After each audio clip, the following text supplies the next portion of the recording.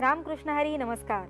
मी कार्तिकी कल्याणजी गायकवाड पिसे तुम्हा सर्वांचं अवघा रंग एक झाला या आपल्या भक्तिमय भजन मालिकेमध्ये आजच्या प्रसन्न सकाळी अतिशय मनापासून स्वागत करते. माऊली, आपण आपले कुटुंबीय, आपले नातेवाईक, शेजारी, मित्र या सगळ्या संबंधातून, संपर्कातून येणारे इतर आपण इत्यादींचे संघटन म्हणजेच समाज. आपण व्यक्ती म्हणून समाजाचे काहीतरी देणं लागतो. आपले कोणाकडे लक्ष नसले तरी देखील समाजाचे आपल्याकडे लक्ष असते. त्यामुळे आपल्या जगण्या आणि वागण्यावर अनेकदा मर्यादा येतात आणि त्यामुळेच आपल्याला देखील काही बंधनं असतात जी आपल्या चांगल्यासाठीच असतात. समाजाचे अस्तित्व टिकून राहण्यासाठी समाज व्यवस्थेची आवश्यकता असते. चला तर माऊली, ही समाज व्यवस्था अशीच टिकून ठेवूया. सुरुवात करूया आपल्या आजच्या भजनाला. रामकृष्ण हरी. निसर्गाने आणि भगवंताने आपल्या मनुष्याला सर्वात सुंदर दिलेला वर म्हणजे मनुष्य आपल्या भावना शब्दांच्या आधारे प्रकट करू शकतो. शब्द व्यक्त करत असताना शब्दसृष्टीतील शब्द जपून वापरले पाहिजे. कारण म्हणतात, घासावा शब्द, तासावा शब्द, तोलावा शब्द बोलण्यापूर्वी. बोलावे खरे, बोलावे बरे, कोणाच्याही मनावर पाडू नये चरे. शब्दामुळे मंगल, शब्दामुळे दंगल, शब्दांचे हे जंगल जागृत राहावं. ज्याप्रमाणे तलवारीला धार असते, अगदी शब्दालाही तशीच धार असते. परंतु तलवारीनं मान कापली जाते, पण शब्दाने मान कापला जातो. जिभेला झालेली जखम कदाचित बरी होते, परंतु जिभे न केलेली जखम ही कधीही बरी होत नाही. आणि म्हणूनच शब्दरूपी धन हे नेहमी जपून वापरावं. आपल्या सगळ्यांमध्ये प्रत्यक्ष ज्ञानोबाराय आज जरी नसले तरी ज्ञानेश्वरी म्हणजेच त्यांचे शब्दरूपी धन आपल्याकडे आहे. आणि शब्दरूपी धनाचा साठा जर आपल्याकडे असेल तर आपल्याला दुसऱ्या धनाची गरज नाही. एकाने प्रश्न विचारला की माऊलींची ज्ञानेश्वरीचं पारायण करत असताना हे पारायण किती दिवस करायचं? तेव्हा उत्तर दिलं की पारायण किती दिवस करायचं? तर जोपर्यंत हा जीव नारायण होत नाही तोपर्यंत हे पारायण करायचं. पारायण करायचं म्हणजेच हे शब्दरूपी धन, ही शब्दांची सुमन फुले भगवंताच्या चरणावर अर्पण करायची. तुकोबाराय म्हणतात, नाशवंत असं धन आमच्या घरी नाही. आमच्या घरी एक धन आहे, ते नश्वर आहे, अविनाशी आहे. ते कुठलं? तर आम्हा घरी धन शब्दांचीच रत्ने, शब्दांचीच शस्त्रे यत्न करू. ऐकूया सुंदर अशी रचना.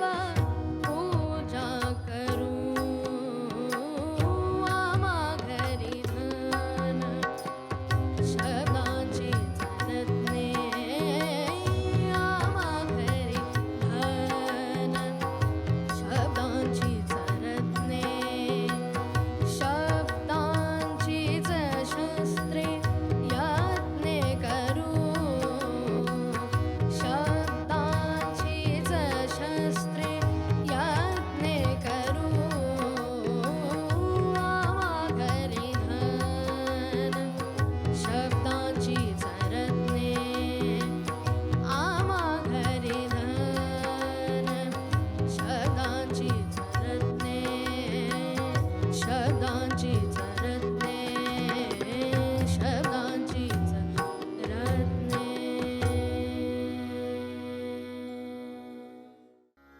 रामकृष्ण हरी.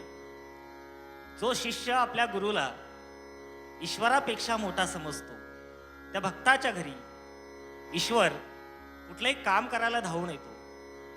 त्याच्या कुठल्याही कामासाठी येतो. त्याच्या दुःखामध्ये, त्याच्या आनंदामध्ये सहभागी होतो. म्हणून नामदेवाचा प्रसाद खायला पांडुरंग पळत आला. सेना नाव्याच्या घरी काम करायला गेला. हे गुरु शिष्याचं नातं इतकं नितळ निर्मळ आहे. जर भाव नितळ असेल शिष्याच्या मनामध्ये, तर त्या भावामध्ये, त्या नात्यामध्ये कुठलाही संशय उरत नाही. म्हणून अशा नात्याचं एक वेगळं वर्णन करताना एकनाथ महाराज फार सुंदर लिहितात.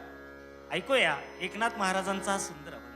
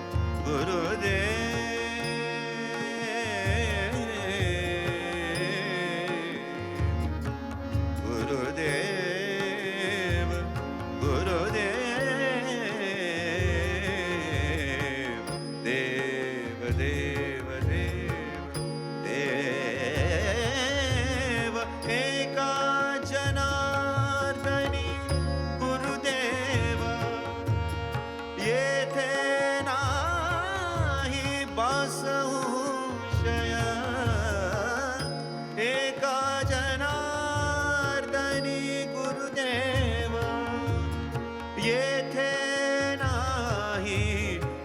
संशय गुरु परमात्मा परेषु गुरु परमात्मा परेषु ऐसा ज्याचा दृढ विश्वासु ऐसा ज्याचा ऐसा ज्याचा ऐसा ज्याचा दृढ विश्वासु गुरु परमात्मा परेषु गुरु परमात्मा परेषु गुरु परमात्मा परेषु.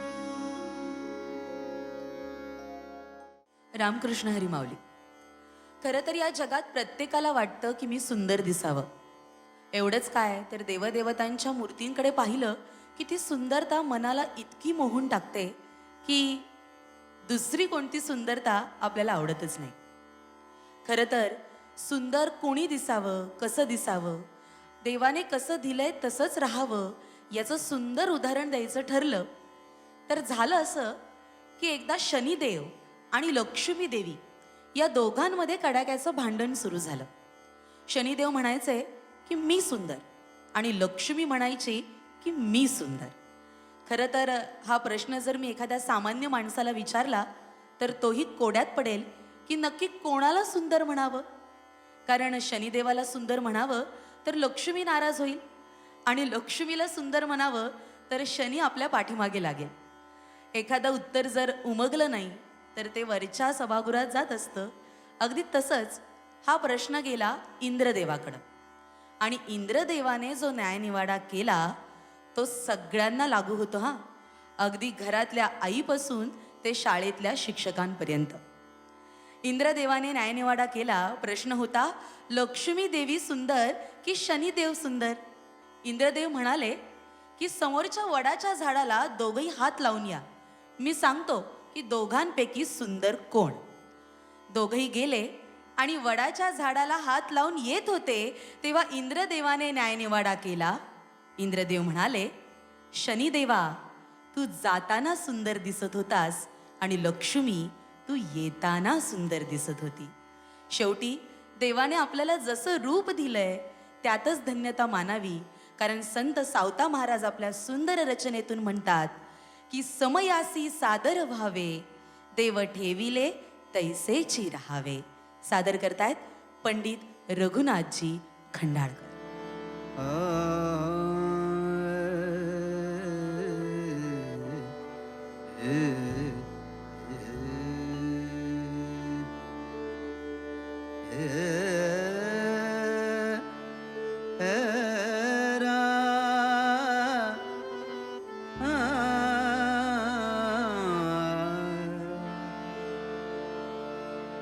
समयासी सादर भावे,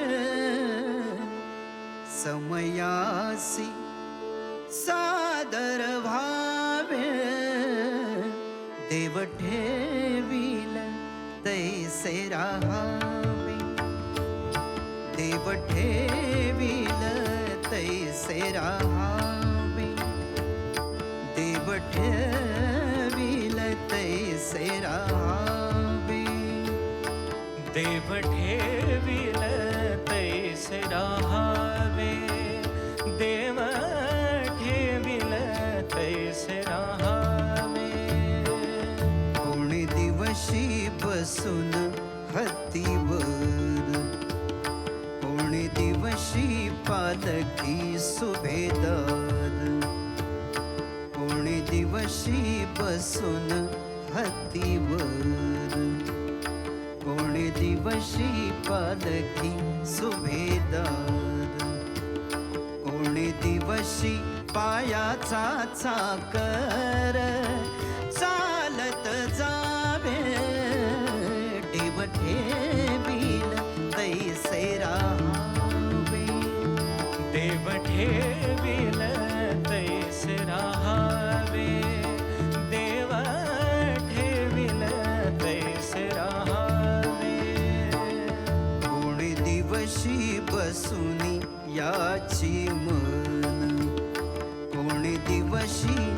घरात नाही धान्य, कोणी दिवशी बसून याची मन, कोणी दिवशी घरात नाही धान्य, कोणी दिवशी द्रव्याची साठवण, कोठे साठवावे देव ठेविल तैसे राहावे, देव ठेविल तैसे राहावे, देव ठेविल तैसे राहावे. कोणी दिवशी यम येती चालून, कोणी दिवशी प्राण जाती घेऊन, कोणी दिवशी यम येती चालून, कोणी दिवशी प्राण जाती घेऊन, कोणी दिवशी स्मशानी जाऊन एकटे रहावे देव ठेविल तैसे राहावे, देव ठेविल तैसे राहावे, देव ठेविल तैसे राहावे. कोणी दिवशी होईल सद्गुरु कृपा, कोणी दिवशी चुकती जन्म खेपा, कोणी दिवशी होईल सद्गुरु कृपा.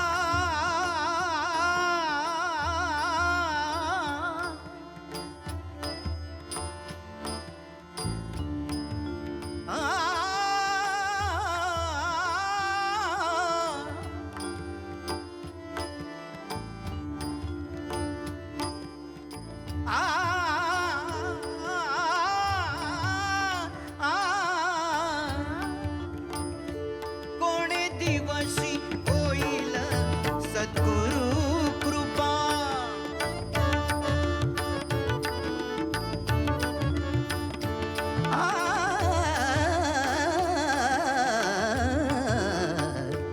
कोणी दिवशी होईल सद्गुरु कृपा, कोणी दिवशी चुकती जन्म खेपा, कोणी दिवशी सावत्याच्या बापा दर्शन द्यावे देव ठेवील तैसे राहावे, समयासी सादर व्हावे देव ठेवील तैसे राहावे, देव ठेवील तैसे राहावे, देव ठेवील तैसे राहावे, तैसे राहावे, तैसे राहावे.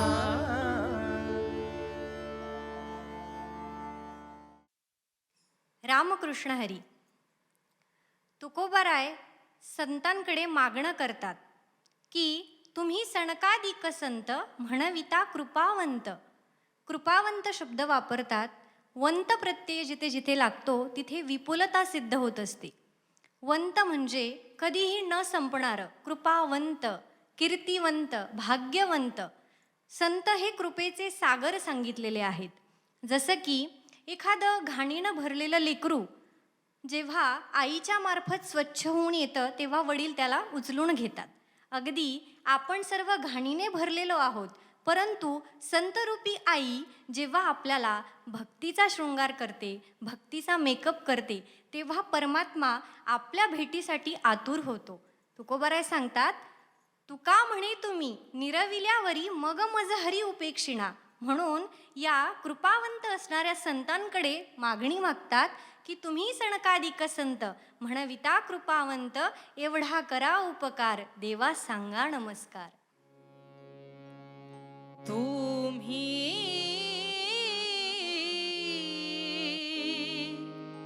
सनकादिक संत, तुम्ही सनकादिक संत, तुम्ही सनकादिक संत.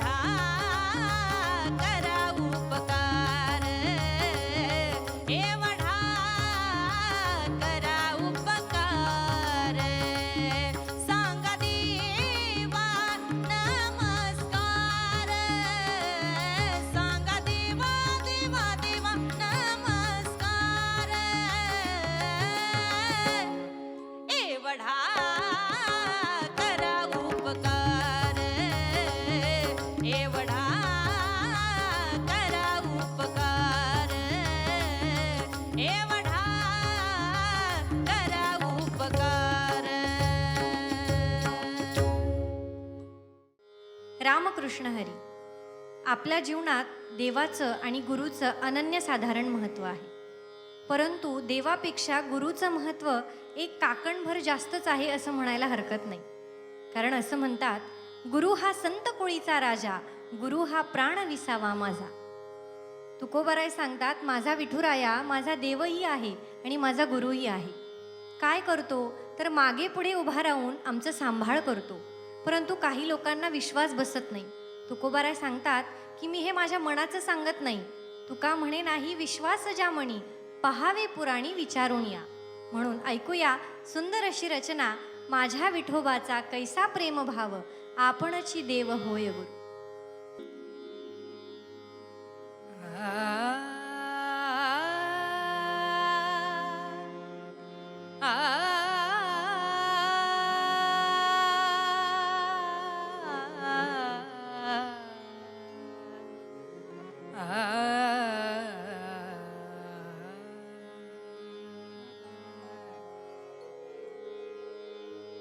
माझ्या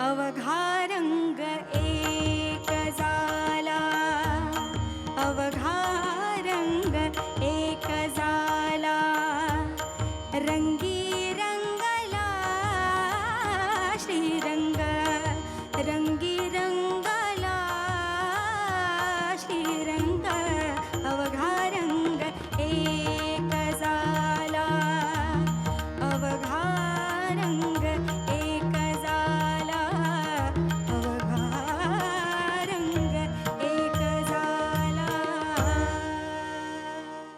माऊली, माणसाला जगण्यासाठी, अस्तित्वासाठी समाजाची गरज असते. व्यक्ती सामाजिकरण, संस्कृती आणि सामाजिक संस्थांसह अनेक मार्गांनी समाजाद्वारे आकार घेतात.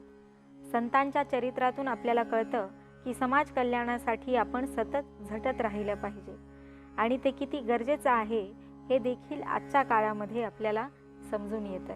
तेव्हा संतांनी दिलेली ही शिकवण आचरणात आणूया. माऊली, उद्या पुन्हा भेटू तुमच्या आवडत्या कार्यक्रमात, ज्याचं नाव आहे अवघा रंग एक झाला. तोपर्यंत बोला पुंडलिक वरदे हरी विठ्ठल, श्री ज्ञानदेव तुकाराम, पंढरीनाथ भगवान की जय.